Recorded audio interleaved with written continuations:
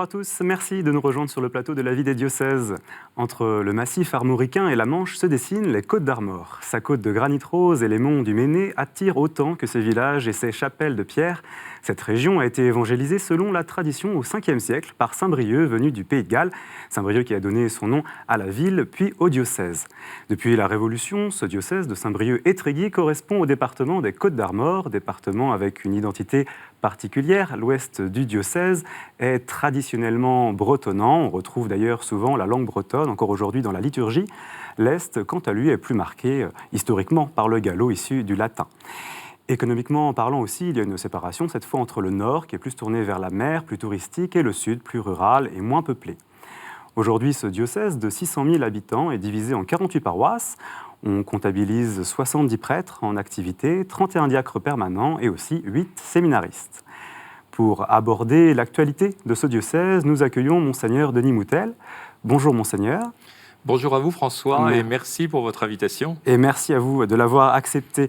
Alors vous êtes évêque depuis 2010 de Saint-Brieuc-Étréguier. On précise bien car on n'oublie pas que vous avez 2 cathédrales. Vous êtes né en 1952 à Ancenis, et donc en Loire-Atlantique. Vous avez été ordonné prêtre en 1977. Vous êtes aujourd'hui président du Conseil pour les affaires économiques, sociales et juridiques à la Conférence des évêques de France. Et on m'a dit aussi que vous avez un intérêt particulier pour la pastorale des jeunes. D'où cela vient-il ? Oh, je pense comme tous mes frères évêques et comme les prêtres envoyés en mission. Mais c'est vrai, il est vrai que dans le diocèse de Nantes, comme prêtre, puis comme vicaire épiscopal, j'ai été responsable de la pastorale des jeunes aux côtés de Monseigneur Georges Soubrier. Voilà, la préparation de nombreuses journées mondiales de la jeunesse, mais surtout le quotidien de la rencontre des jeunes dans des aumôneries. Moi-même, j'y étais, dans des aumôneries d'enseignement public, dans l'enseignement catholique, de temps en temps avec des étudiants aussi. Donc, les choses évoluent, changent. Les jeunes, j'ai un certain âge, évidemment, quand on est évêque, peut-être. Mais tout de même, les jeunes et les jeunes adultes, il y a peut-être cette sensibilité... par exemple, dans la liturgie, de faire tout ce qu'on peut pour leur faire la place, ou du moins pour les inviter, pour avoir un peu d'audace pour qu'ils puissent s'exprimer comme il convient. Et puis aussi connaître leurs conditions de vie, parfois, d'études. Ils ont tout à faire en même temps. Les jeunes professionnels ou étudiants, ils ont leur vie, leur métier, leur vie affective, la maturation, la maturité de leur personnalité. Donc c'est vraiment un âge très important. Il y a la lettre du pape, Christus Vivit, là, qui nous motive encore plus. Qui vous incite. Alors aujourd'hui, donc, vous êtes dans un diocèse, on l'a dit, en partie bretonnant. Quel est votre rapport à la langue bretonne ? Excellent, même si je ne la pratique pas beaucoup. Je peux dire quelques mots, quelques phrases. J'apprends beaucoup avec les cantiques bretons. Vous savez, c'est formidable. Vous le chantez en breton, ou du moins les gens le chantent un peu plus que vous, mais vous avez sur la feuille de chant qu'on nous met gentiment à disposition le français aussi. Et au fur et à mesure que l'on avance dans la fréquentation des églises bretonnes et bretonnantes, on comprend un peu certains mots, certaines choses. Voilà. Et le rapport, c'est un enrichissement, je pense, de la vie chrétienne qui vient spécifiquement par cette culture ancienne. Derrière. Oui, alors c'est une tradition en fait d'incarnation. C'est concret le breton. On dit les choses, c'est pas un discours fait de grandes idées, c'est souvent des expressions très concrètes que je ne saurais pas moi-même vous redire parce que je ne maîtrise pas assez la langue, mais c'est ce que l'on me dit. Et c'est pour ça qu'elle est si précieuse. Et pour traduire les prières, c'est toujours à l'ordre du jour, notamment avec le missel en langue bretonne, etc. Eh bien, il faut faire attention pour que ça soit parlant non seulement à l'intellect, mais au cœur des gens et à leur expérience. Enfin, on ne parle pas à l'Église comme on parle sur le marché, et puis on ne parle pas tous les jours breton sur le marché, mais quand même, il y a quelque chose d'extrêmement concret, d'extrêmement incarné, c'est important. On peut dire aussi que l'origine du christianisme donc en Bretagne, c'est le christianisme celtique avec des moines. Ces derniers... Alors Saint-Brieuc et Saint-Tuc-de-Val voilà, aussi, premier évêque de Tréguier. Font partie des saints fondateurs de la Bretagne. Voilà. Le Trobriez, on pense à lui.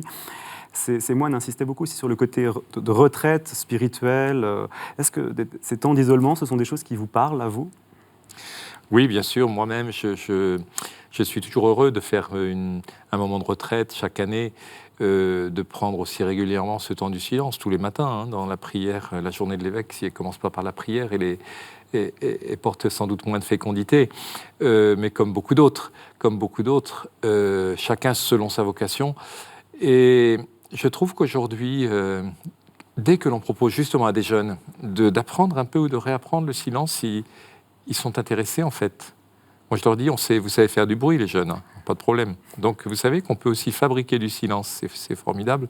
Il suffit en fait de prendre une minute, quelques instants, de descendre dans son cœur, hein, de revisiter ce que l'on a reçu, ce que l'on a donné, les personnes qu'on a rencontrées, d'apporter ça au début d'une messe ou dans un temps fort de jeûne ou dans une veillée de prière. Non, le silence, l'intériorité, je pense qu'on en a beaucoup besoin. Alors, Monseigneur, aussi rapidement, avant de passer au premier reportage, on pourrait parler de ce département, des Côtes d'Armor. On a l'image classiquement d'une Bretagne qui est très pratiquante. Vous, est-ce que c'est votre vision de votre diocèse? Quelle analyse vous pouvez en faire en tant qu'évêque? Alors, une analyse contrastée, hein, parce que en Bretagne en général, mais plus précisément dans les espaces ruraux, dans les territoires ruraux de Bretagne, et mon diocèse est un diocèse à majorité rurale, même s'il y a des petites villes, Saint-Brieuc, Lamballe, Lannion, etc. Mais on peut dire que c'est contrasté parce qu'il y a à la fois des célébrations eucharistiques, hein, où on peut trouver 10 personnes ou 20 personnes, un samedi soir d'hiver, et puis tout en même temps, pas que, hein, il y a aussi des endroits où il y a beaucoup plus, et puis tout en même temps des pardons par exemple, hein, à la très sainte Vierge Marie, Notre-Dame de Toute-Aide, Notre-Dame de Bon Secours, Notre-Dame de la Clarté, ou des saints, qui là réunissent 150 personnes, 200 personnes, 300 personnes, beaucoup plus évidemment si c'est au Grand Pardon de Saint-Yves à Tréguier. Donc la tradition, elle est là, des gens aiment se rencontrer en famille, entre voisins, pour faire la fête aussi, au bon sens du mot, enfin la fête revivre un quotidien un petit peu différent de chaque jour, hein, se réconcilier aussi quand on s'est disputé. C'était ça la tradition du pardon. On se dispute toute l'année, mais au moins une journée, on se réconcilie et puis on demande le pardon de Dieu et on se convertit. Alors il y a ça, vous voyez, il y a une habitude, une tradition de rassemblement, on se retrouve quand même encore, mais comme dans notre pays, comme en Europe, hein, il y a une sécularisation tellement forte, hein, qui est comme un rouleau compresseur, qui fait qu'on a 36 000 choses à faire et qu'on efface la présence de Dieu. Hein, on le prie de le rester dans son ciel, on ferme la porte à double tour pour qu'il ne vienne pas nous déranger.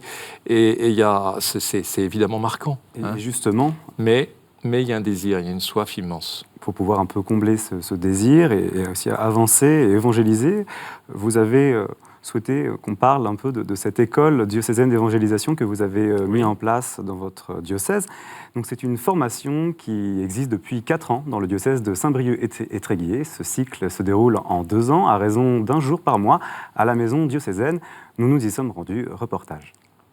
Ce matin à Saint-Brieuc, une petite quarantaine de catéchistes, d'animateurs pastoraux et de liturgistes paroissiaux se retrouvent à la maison Saint-Yves. Une nouvelle session de l'école d'évangélisation diocésaine démarre avec la prière. Que ton règne vienne, que ta volonté soit faite sur la terre comme au ciel. Donne-nous aujourd'hui notre pain de ce jour. Une fois par mois, cours magistraux, travaux personnels ou de groupe permettent d'approfondir ensemble les fondamentaux de la foi catholique. L'objectif, il est très simple, c'est de faire en sorte que des acteurs pastoraux, dont on a besoin aujourd'hui, aient des éléments pour pouvoir répondre et être à l'aise dans leur mission. Pour permettre à ces personnes de rendre compte de leur foi, l'école croise les regards théologiques, spirituels, pastoraux, pédagogiques et liturgiques sur différents thèmes.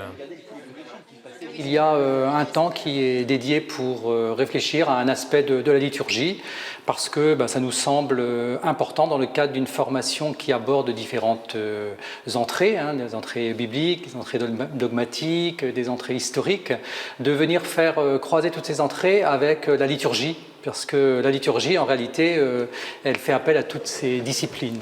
À la pause de midi, la bibliothèque permet à chacun de trouver de quoi poursuivre sa recherche par la lecture et les échanges. Mais déjà, je pense que ça me sert pour moi-même, déjà. Ça me sert pour ma famille, notamment pour mes enfants, transmettre le bon message. Ça me sert aussi quand je rencontre, notamment à l'école, beaucoup de parents qui ne sont pas forcément croyants, enfin même la plupart ne sont pas croyants. Et c'est vrai que j'ai moins peur déjà de parler de ma foi, parce qu'aussi je sais que ce qu'on m'enseigne ici, c'est assez... je dis carré, mais ce n'est pas le mot que je voudrais utiliser, c'est vraiment le message du Christ, quoi. C'est pas mon idée que j'avais du Christ avant, quoi. On en bénéficie pour nous-mêmes et forcément pour les autres. Et puis, du coup, fait de l'accueil qu'on a aussi dans notre communauté, où on accueille beaucoup de jeunes, on a une évangélisation auprès des jeunes. Et ce sont les laïcs essentiellement qui font cette évangélisation. Et justement, j'espère pouvoir leur retransmettre ce que j'apprends. À la fin de l'année, ceux qui le souhaitent pourront obtenir un certificat d'études théologiques à l'Université catholique de l'Ouest. Un diplôme qui permettra de poursuivre les études ailleurs. Alors, Monseigneur, ça fait, on l'a dit, quelques années qu'elle existe, cette école. Quel regard vous portez sur elle aujourd'hui ? J'en suis très heureux. C'est la poursuite de ce qui était déjà engagé sous d'autres formes, mais peut-être ça a été revisité. Avec le vocabulaire est important. Une école, ça veut dire que le Seigneur appelle des gens tout le temps, dans toutes les vocations, et l'Église appelle aussi des collaborations, des témoins pour l'évangélisation.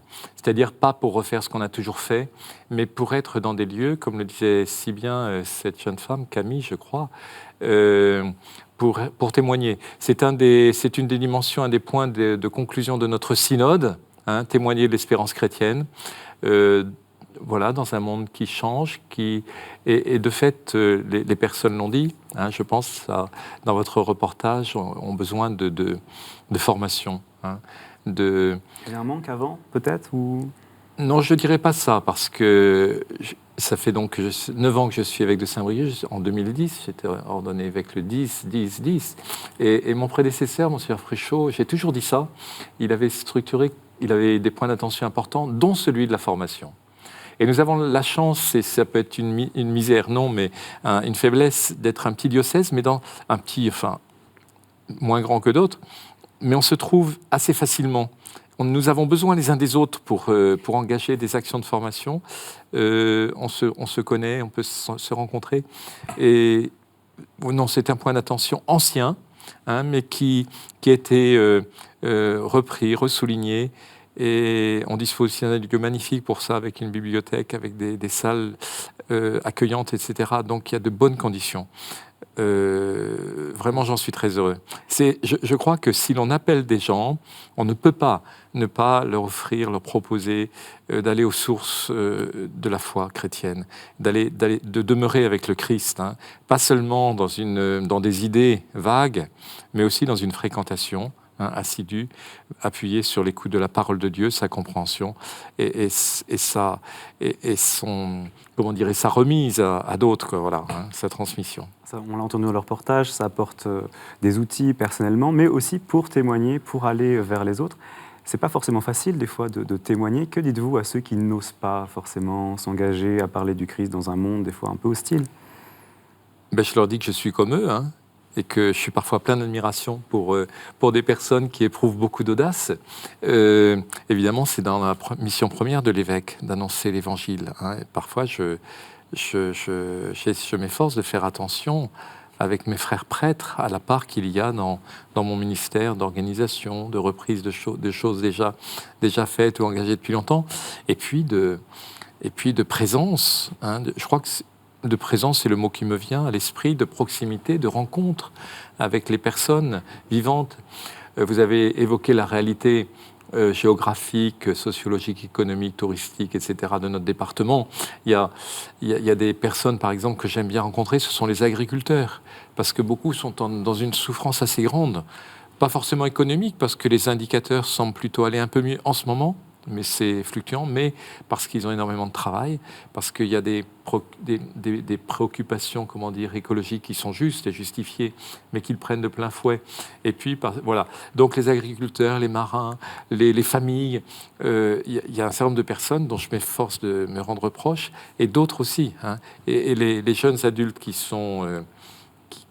qui participent, pas tous jeunes, mais il y en a un certain nombre, c'est leur volonté, leur grand désir, hein, de ne pas répéter ce qui s'est toujours fait, mais de chercher des modes d'évangélisation nouveaux. Hein. Comme une messe du dimanche soir là, qui vient de se mettre sur pied à Saint-Brieuc, Exultate. Bon, c'est du latin, mais ça veut dire réjouissez-vous. Donc c'est une célébration eucharistique, comme il y en a dans plusieurs endroits du diocèse. Hein. Alors, Monseigneur, on parle des adultes, mais il y a aussi des propositions spécifiquement tournées vers les enfants. Par exemple, les Petits Chanteurs de Saint-Brieuc, c'est donc un groupe qui trouve ses origines dans les temps assez anciens, dès 1420, j'ai pu lire. Et aujourd'hui, ils animent la liturgie à la cathédrale de Saint-Brieuc, la cathédrale Saint-Étienne. Nous les avons rencontrés avec leur chef de chœur lors d'une répétition. À la maîtrise, nous avons des jeunes qui sont chrétiens, pratiquants, puis des jeunes qui sont chrétiens non pratiquants, et puis des jeunes musulmans, des jeunes qui sont orthodoxes ou d'autres églises encore. Donc le fait de chanter Dieu les aide forcément à se renforcer soit dans leur foi, soit en tout cas dans le service qu'ils vont rendre aussi, puisque nous chantons soit pour des offices, pour des concerts, mais effectivement la musique sacrée. C'est pas du prosélytisme, c'est vraiment de l'évangélisation, c'est-à-dire qu'on propose aux jeunes de le rencontrer, ils font ce qu'ils en veulent. Moi, je suis croyant, mais pas pratiquant.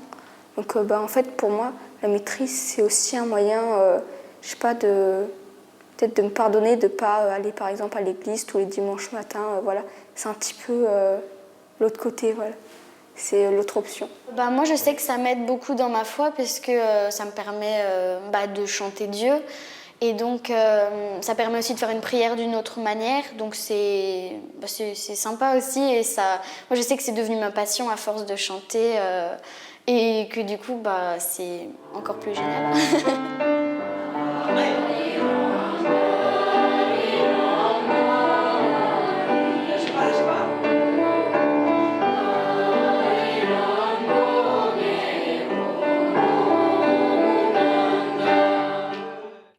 Alors, on a des beaux témoignages. Monseigneur, le chant, ça peut être une manière de vivre sa foi ? Bien sûr, de vivre tout court humainement, de grandir pour ses enfants. Parce que Egul Venero est magnifique comme maître de chœur, comme éducateur, comme musicien. Parce que il faut se tenir les uns à côté des autres, se redresser, sortir une belle voix autant que l'on peut, apprendre. Enfin, c'est un lieu éducatif exceptionnel vraiment, et de fierté. Ils font des choses magnifiques, hein. Dans tous les registres. Il y a du classique, de l'ancien, mais il y a aussi du moderne.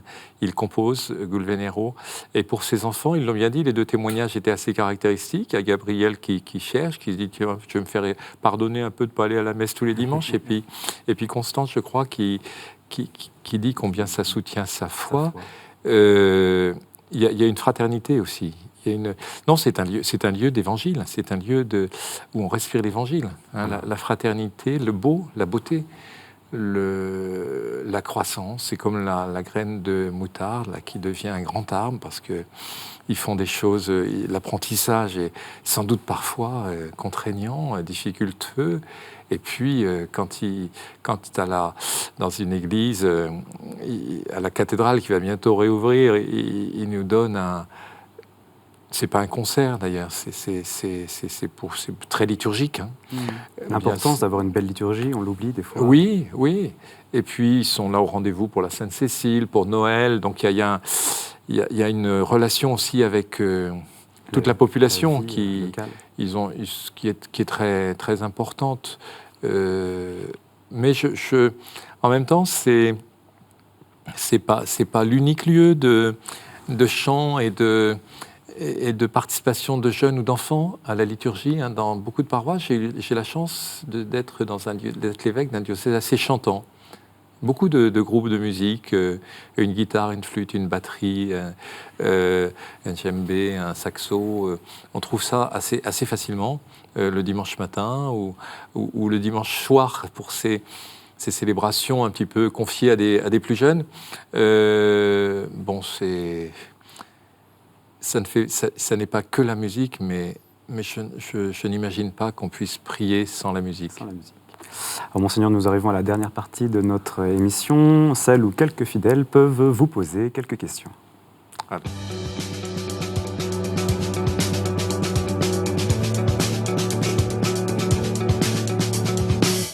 Alors, première question, elle vient de Loïc, on l'écoute. J'aimerais savoir maintenant qu'il y a 2 ans que vous avez lancé le synode, où en êtes-vous? Où en est le diocèse sur le plan pastoral? Eh bien, Loïc, d'abord, nous avons pris goût, un goût évangélique, je crois, à ce qu'on appelle la synodalité, c'est-à-dire ce bonheur d'être ensemble, de s'écouter dans des points de vue différents, si bien que ça marque beaucoup de choses, y compris la façon dont je repense en ce moment les conseils de l'évêque. Un conseil missionnaire diocésain qui fait place davantage à des laïcs qui vont... Voilà. Aussi parce que les prêtres m'ont dit, nous, on ne peut pas être à tous les étages, tout le temps, dans tous les conseils. On sent une forte évolution de ce point de vue-là. Et c'est, je pense, grâce en partie au synode. Et puis, il y a beaucoup de choses comme des semaines missionnaires qui se mettent en place dans des paroisses. Une semaine, on prend une semaine et puis on lui donne un caractère particulier. En allant visiter des gens dans une exploitation agricole ou des pêcheurs à la criée d'Erquy, ou bien en faisant une semaine cinéma, ou bien voilà, en se faisant plus proche des personnes malades. Le synode, il faut reprendre sans cesse, mais c'est en chemin, on en vit. Voilà. Alors maintenant, nous pouvons écouter Catherine, qui est bénévole dans sa paroisse du pays du Gon.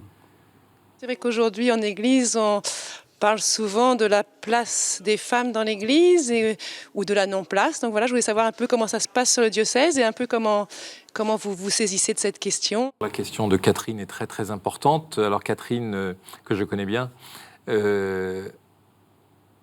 pose une question à laquelle je veux être attentif. En tout cas, je ne promets pas d'y apporter des réponses suffisantes. Je pourrais dire qu'on a doublé le nombre de femmes dans l'équipe épiscopale puisqu'on est passé de 1 à 2, mais ça ne serait pas suffisant. Donc, c'est la participation de tous, nous dit le pape, pour que l'Église se transforme, se convertisse à ce qui est juste, à ce qui est bon, pour qu'elle recherche le bien, pour qu'elle fuit le mal, ce qui pourrait faire du scandale, comme on l'a vu. Il faut la participation de tous, et en particulier des femmes, parce qu'elles portent une sensibilité, comment dire, je dirais pas une exigence, mais un souci de cohérence pratique, parfois plus grand que les hommes, qui s'en vont dans les idées, et qui nous apporte beaucoup. Donc je crois que c'est une détermination. Dans le Conseil, on y fait attention à tous les étages, on essaye en tout cas. Mais il ne s'agit pas de dire simplement les femmes sont là, présentes dans un conseil. Après, il s'agit de qu'elles puissent prendre la parole et agir, peut-être dans des réalisations aussi qui leur sont propres. Voilà, sans durcir évidemment le rapport homme-femme, sans le nier non plus, parce qu'aujourd'hui, ni homme ni femme, c'est aussi quelque chose qui se dit volontiers dans la société, dans certains courants qui sont dans la négation un petit peu de l'altérité. Donc c'est la base de l'altérité, hommes et femmes, il les créa. Voilà, on va continuer, Catherine, on va continuer. C'est bien commencé. Alors, troisième et dernière question, rapidement maintenant, Monseigneur, elle vient de Bernard, qui est sacristain à Effignac. On l'écoute. Je voudrais savoir quand est-ce que la cathédrale va rouvrir pour tous les pèlerins de Saint-Brieuc et des environs. Merci. Vous en parliez tout à l'heure. Merci Bernard, c'est une belle question qui me presse aussi beaucoup.